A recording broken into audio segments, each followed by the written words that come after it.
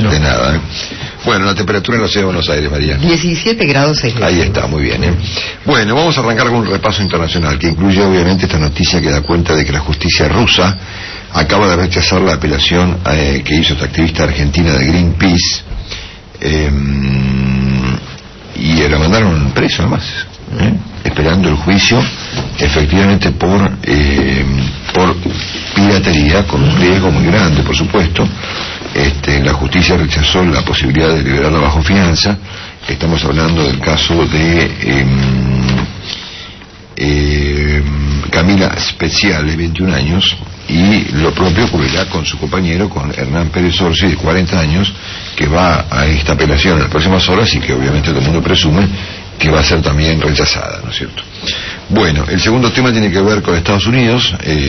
¿Habría algún principio de acuerdo antes del jueves, el día que explotaría el mundo, según el propio Barack Obama?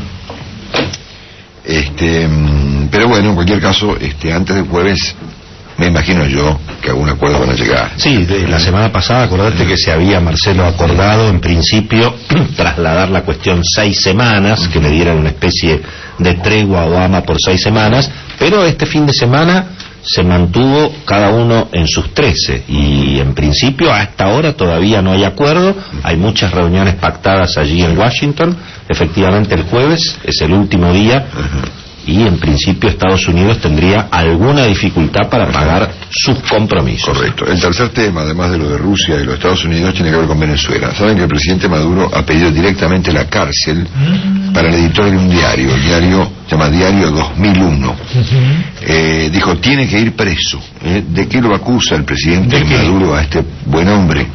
De haber publicado en su diario que en Venezuela hay escasez de productos. Por eso.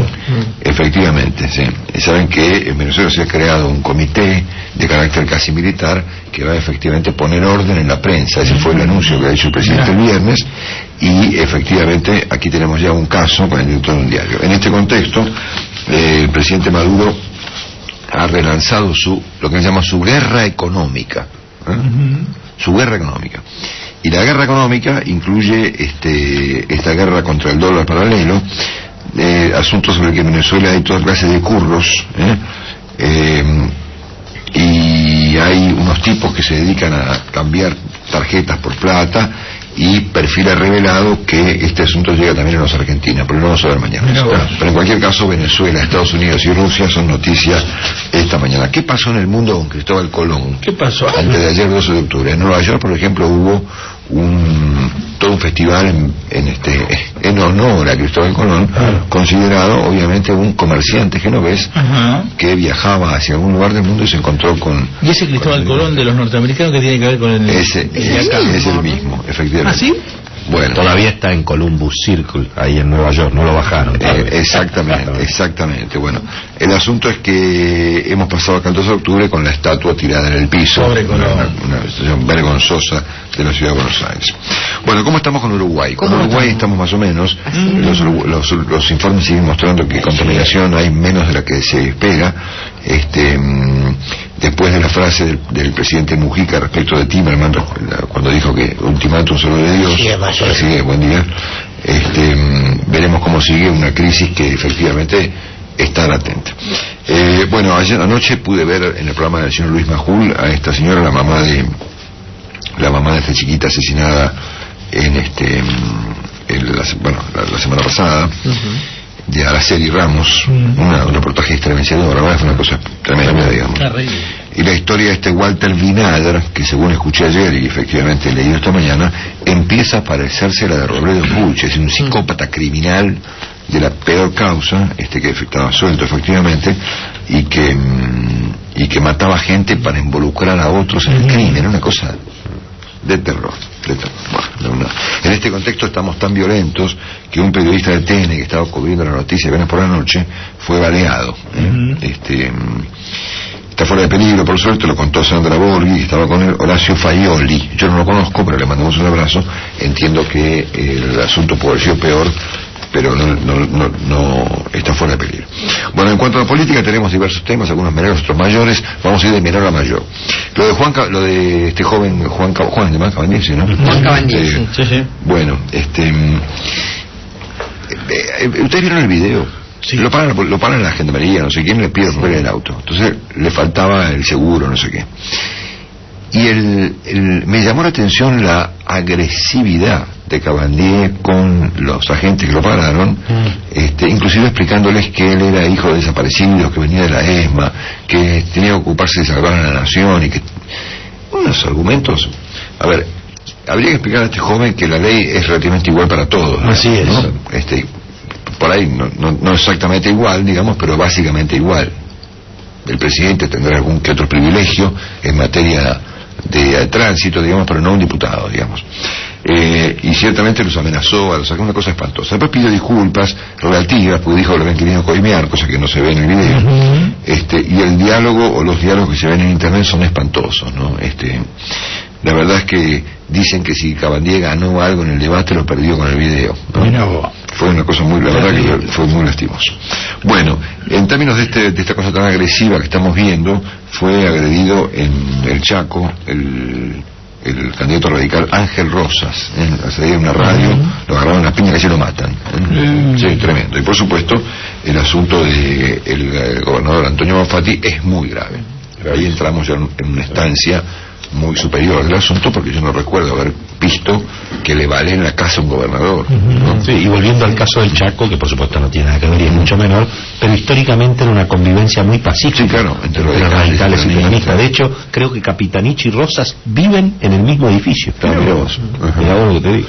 Bueno, el ataque a Bonfatti fue aparentemente una banda narco que le bailó la casa y detenidos. Hablamos temprano con el ministro de Seguridad de la provincia, que no aceptó que Santa Fe vive un momento muy complicado en materia de violencia. Tienen 170 muertos en Rosario, digamos, ¿no? Entonces me parece que lo que estamos viendo con la casa de Bonfatti es muy grave, pero es cierto que es parte de lo que pasa en Santa Fe, que ha tenido, repito, 170 y pico de muertos en lo que va del año, con bandas de narcos instaladas en Rosario, una situación espantosa. Bueno, lo cierto está en que la foto efectivamente es alentadora, en el sentido de que apareció el gobernador fotografiado con el exdiputado y actual ministro de Defensa, Agustín Rossi, que es del peronismo, digamos, y recibió todo el respaldo de la clase política santafesina. Pero esto no le quita al episodio, por supuesto, la enorme gravedad que tiene que le valer en la casa a un gobernador de Santa Fe, digamos, la tercera o cuarta provincia de la República Argentina. Y para completarla, hemos tenido en este asunto de la barra de colegiales un muerto y 2 heridos. Lo contamos temprano hoy con el gato Torrini y con el Leandro Gonzante. Un muerto y 2 heridos en una disputa política entre barras y políticos por pegatinas en la calle de la ciudad de Buenos Aires, digamos, ¿no? Estamos hablando de la ciudad de Buenos Aires, que tiene pretensiones de ciudad europea, yo sé, o de Nueva York, y se agarran a tiro los tipos pegando las fichas y matan a uno. Acá en la ciudad, esto no ocurrió ahí por donde andaba Sergio Massa en La Matanza, digamos, pasó acá en Buenos Aires, ¿no? Y esto muestra además hasta qué punto lo que se ha dicho siempre es cierto, si el uso que hacen en Munro a 5 cuadras de la Panamericana. Bueno, sí, obviamente, bueno, sí, 5 cuadras. No, pero un lugar neurálgico, ¿no? Lo pasó en otro mundo, en otro país. Sí, acá en la zona metropolitana. Claro. Bueno, en cualquier caso, esto muestra hasta qué punto la relación que hay entre los políticos y los barras es total, digamos. Los políticos que usan a los barras para todo tipo de tareas, incluida esta. Bueno, después tenemos encuestas, ¿no? Ha habido 2 encuestas. Una es la que se publicó ayer, la de Poliarquía, que en vez de encuestar a quién votaría la gente, le preguntaron a las personas si cambiarían su voto como consecuencia, por ejemplo, de la salud presidencial. 95% de gente dijo que no. Aún así, apareció otra encuesta, que son las que publica cada 15 días el diario Perfil, que muestra algún achicamiento en la diferencia entre Sergio Massa y Martín Insaurralde. Esta encuesta dio 42 a 35, es decir, cayó 2 puntos Massa, subió 1 punto medio Insaurralde. Esto puede tener que ver eventualmente con que la campaña de Insaurralde está más activa últimamente. Vieron que ahí Insaurralde está abajo de la mesa, a todos lados. Bueno. Y evidentemente la de Massa está un poquito más retrasada o estará regulando, vaya a no saber. De todos modos, la diferencia sigue siendo relevante, y me llamó la atención que en el tramo presidencial de la encuesta de perfil, cuando se le pregunta a la gente quién votaría por el presidente, se revirtió la cosa ahí. Scioli le gana a Massa, ¿ah, sí? 32-25, Macri tercero, 12, Carrió cuarta, 6, y Hermes Wiener quinto, 5 y 5-9, y sexto Julio Cobo 5.2. Del lado del gobierno, digamos, o del oficialismo, relativo oficialismo, digamos, bueno, es muy difícil saber si Scioli y Sorrone son cuán oficialistas, ¿no es cierto? Pero bueno, en cualquier caso, se muestran extremadamente optimistas respecto del asunto de las elecciones. Ellos creen que pueden estar revertidos los resultados, cosa que parece difícil, e inclusive ha habido un reportaje muy extenso que publicó Jorge Fontevecchia, hecho por Jorge Fontevecchia, al propio Scioli, este fin de semana, donde hace un esfuerzo para defender al presidente, que no sé si Fontevecchia se lo creyó mucho, pero en cualquier caso, son noticias vinculadas a lo poco que hay de la campaña. También habló Sergio Massa, que dijo algo vital. ¿Qué dijo? Dijo que la inflación le roba el futuro a la gente y es una enorme fábrica de pobres. Y de pobres, ahí tiene razón. Bueno, hizo también consideraciones sobre el cepo cambiario. Después si agregamos a detalles, pero le preguntaron concretamente si se puede levantar el cepo. Y Sergio Massa respondió: el cepo es muy fácil de resolver, solo requiere de un equipo económico confiable. Nada más, claro, ¿cierto? Un detalle. Hay que habilitar, pero mirá lo que dijo acá, dijo, hay que habilitar la compra libre y darle herramientas al Banco Central para administrar la flotación. Si eso no es desdoblamiento cambiario, mi querido Marcelo, el desdoblamiento cambiario, ¿dónde está, no? Bueno, la política se completa con la figura de Amado Boudou, que seguramente va a salir más lastimado de la presidencia interina de lo que llegó a la presidencia. ¿Ah, sí? Sí, obviamente. El viernes perdió un poco su papel de presidente de prestado, digamos, en un acto completamente desmesurado, calificando a la prensa de mafiosa, ¿no es cierto? ¿No? Entonces el presidente de la Argentina, que de hecho en el plano formal lo es, digamos, debe tener cuidado con lo que dice, digamos. Acusar de mafioso a todo el mundo es algo que no es adecuado para un presidente que está cumpliendo un papel protocolar, digamos, ¿no es cierto? ¿No? La verdad es que a mí me parece una enormidad, digamos, ¿no es cierto? El futuro judicial de Boudou comienza a revisarse en los próximos días, ya con severidad, cuando la Cámara de Casación Penal deba determinar si el famoso testimonio de la esposa o ex esposa de Van der Broele es válido o no es válido. Esta estupidez, digamos, es muy relevante, porque si la Cámara de Casación determina que el testimonio de esta mujer, ¿se acuerdan? Laura Muñoz, es inválido, se cae todo, digamos, ¿no? Y chau, se acabó la investigación sobre Olfan, sobre Chicón y sobre Boudou. Pero, si la Cámara determina que ese testimonio es válido, es un dato, ¿no? Y para esto faltan 2 semanas, o mejor dicho, 1 semana después de las elecciones, dentro de 15 días. Sí. Bueno, obviamente... También está la causa que lleva adelante el juez Lijo por la cuestión de la administración de publicidad en favor de Boudou, que dicen que estaba en condiciones ya de procesarlo, que por supuesto no lo iba a hacer ahora siendo presidente en ejercicio. Agrego algo: sospecho que si la Cámara de Casación Penal determina que el testimonio de Laura Muñoz es inválido, se va a armar un bolonqui. ¿Ah, sí? Sí, ¿qué te parece? ¿Qué te parece? Bueno, obviamente la Presidenta de la República es noticia. Ayer de alta, se fue a su casa. Hay una especie de discusión en los títulos de los diarios que hablan de 30 días bajo estricto control, 30 días bajo estricto reposo, o 30 días con reposo activo. Sí, debe ser todo a la vez. Debe ser todo a la vez, digamos, ¿cierto?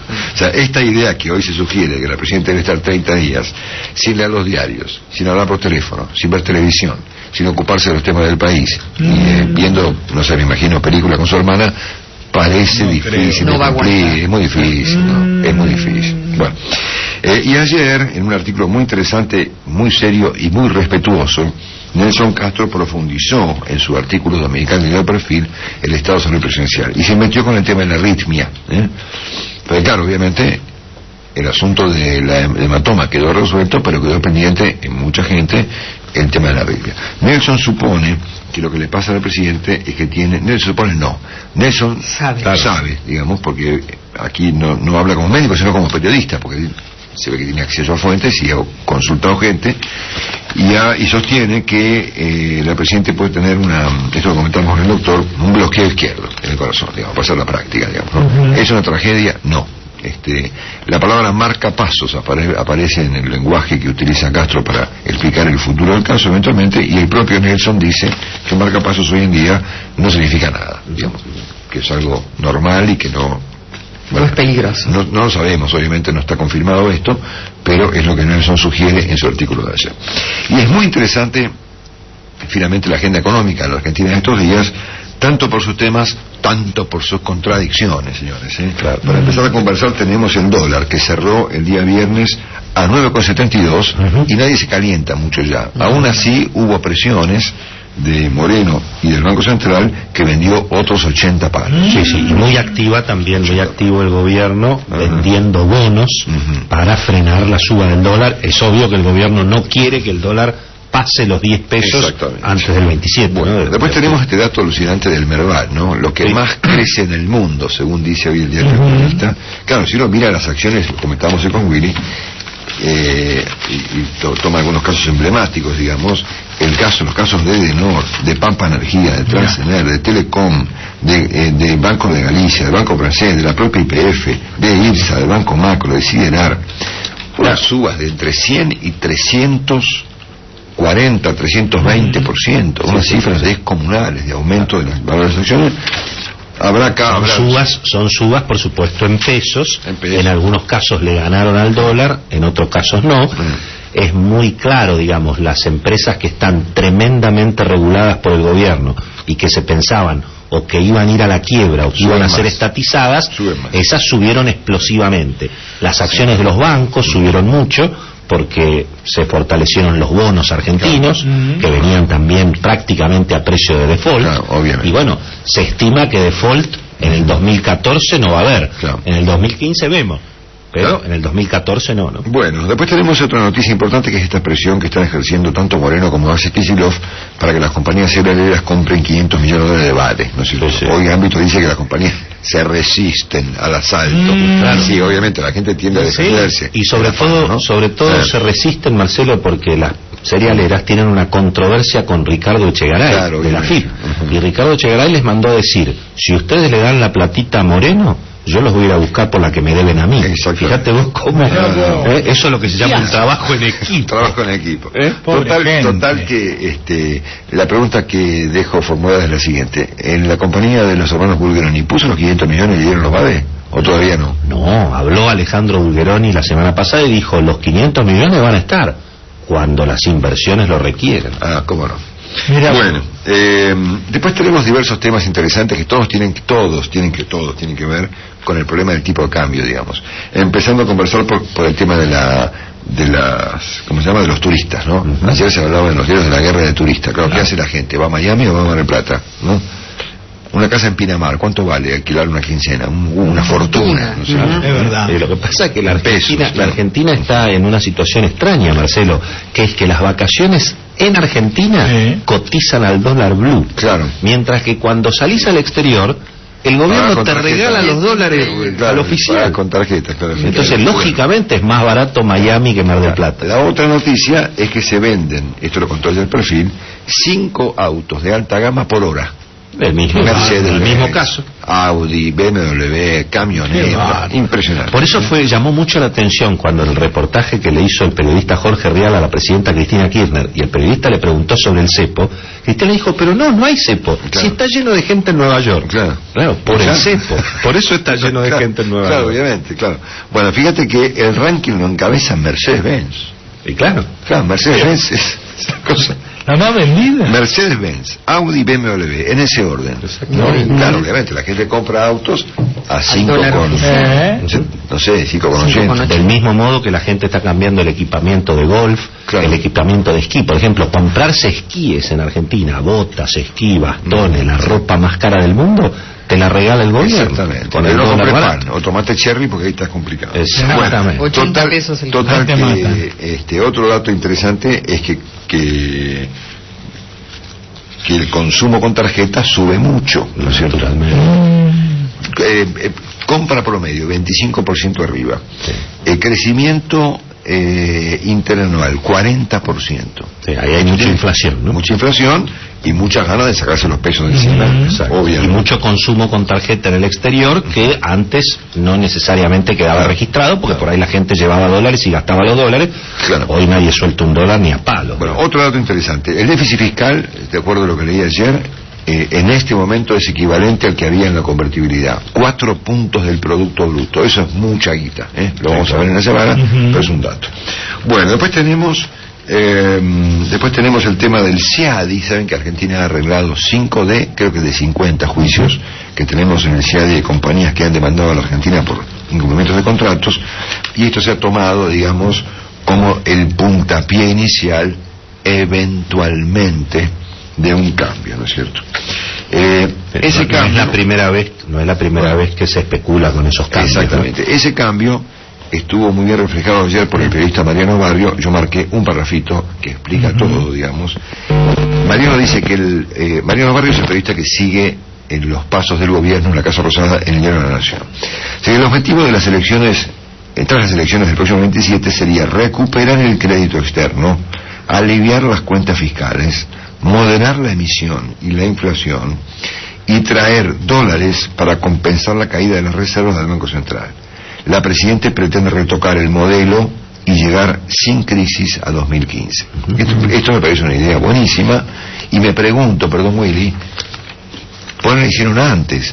Porque si el gobierno está perdiendo las elecciones es por no haber hecho esto. Claro. En rigor la Presidenta en el 2011, cuando ganó con el 54%, en lugar de elegir esto que vos acabás de leer, que se conocía como el plan Vudú Lorenzino, eligió el plan Moreno-Kicillof. Exactamente. Bueno, y así le fue en las elecciones. Este plan está presentado esta mañana en otros términos por Carlos Pañi en la tapa de la Nación, un artículo muy interesante que justamente presenta esto en términos de la contradicción que significa en el seno del kirchnerismo. Es decir, acá hay un plan, evidentemente, que debe estar en carpeta para mejorar un poco el estado de cosas de la economía, que ya eventualmente arrancó con el tema del CIADI y con el Fondo Monetario, sí, y que se presenta contradictorio con lo que plantean sectores del kirchnerismo.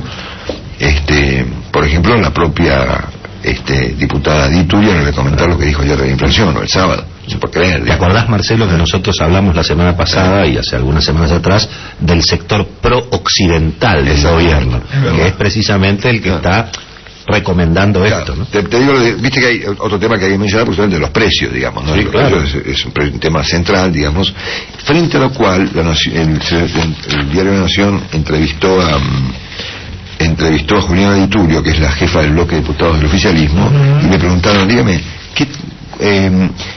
¿el gobierno tiene responsabilidad sobre la inflación? No, dijo. Miremos.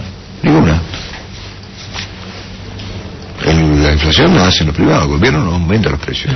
Creo que es la misma legisladora que fusilaba a Scioli sí, claro, hace 3 semanas. Sí. Bueno, que había que aguantar los trapos. No, es genial porque dice, pero usted se da cuenta de lo que dice, sí, que la inflación del 10,6% se la cree. Yo no pienso, dice ella, es lo que hay que decir. Bueno, ahí estuvo bastante honesto. Sí, en este caso, efectivamente. ¿A usted le gusta cómo se mide la inflación del INDEC hoy? No me pregunto si me gusta o no me gusta. Bueno, parece interesante la respuesta. ¿La emisión y el gasto público están relacionados con la inflación? No, dice. La inflación no la genera el gobierno. Bueno, entonces, le decía Pañi presenta, obviamente, si efectivamente hay una perspectiva de una cosa un poco más emprolijada. Carlos se dedica esta mañana, como hace habitualmente, digamos, a subrayar la contradicción, Sí, mientras Cristina Kirchner cumple en Olivos con el reposo estricto que le ordenaron los médicos, la última etapa de su administración está ingresando en un angosto desfiladero. En los últimos días quedó expuesta la contradicción en la que estará atrapada la presidenta en el tránsito hacia 2015. Por un lado, el ministro de Economía, Hernán Lorenzino, pacta con los organismos internacionales para evitar una crisis de reservas. Por otro, los intelectuales oficialistas del grupo Carta Abierta advirtieron que lo conquistado y lo recuperado dependen de que las políticas oficiales se radicalicen. En ambos fenómenos anida una verdad del kirchnerismo. Para llegar a 2015 sin una gran turbulencia económica, el gobierno debe abjurar de algunas de sus consignas retóricas. Es lo que espera el peronismo, pero para gravitar en la vida pública más allá de aquel año debe sostener sus banderas populistas. Es lo que espera su más íntimo núcleo electoral. Estas exigencias contrastantes esconden las claves de la transición y sobre todo de la interna peronista. Bueno, fíjense ustedes, para redondear esta idea, que en 2007 había distorsiones en la economía argentina, más leves por supuesto que las de ahora, y después de las elecciones donde gana Cristina en 2007, las cosas en vez de mejorarse se agravaron. Y también se prometía en ese momento, acordate de lo que se prometía, algo parecido a esto, que iba a venir el arreglo con el fondo, la institucionalidad. En 2009 estábamos ya un poco peor, ¿no es cierto? Vienen las elecciones, Cristina pierde las elecciones, viene el PF, la CPJP, ¿no? Y finalmente la cosa fue aún peor. En 2011 había un ambiente, un poquito de bienestar, un poco más marcado, digamos, pero vino el control de cambios. Y después vino el cepo, y el cepo a las importaciones, el cepo al dólar, y así estamos como la estatización de YPF también. Exactamente. Entonces, claro, la pregunta es qué va a pasar en 2013, digamos, ¿no? En 2007, en 2009 y en 2011, el gobierno empeoró las cosas. Y de hecho, una idea podría ser que las elecciones de 2013 sean una derrota para el gobierno como consecuencia de ese empeoramiento. Me cuesta entender por qué no intentaron este cambio, en todo caso, hace un año, ¿no? Pero, claro, uno debe preguntarse frente a esto, si en 2007, en 2009 y en 2011 han empeorado las cosas, ¿por qué las irían a mejorar en 2013? ¿No es cierto? Bueno, los milagros eventualmente existen, viste, que eso por ahí en una de esas. El Papa. Cuando te quedas sin guita, el Papa. El Papa.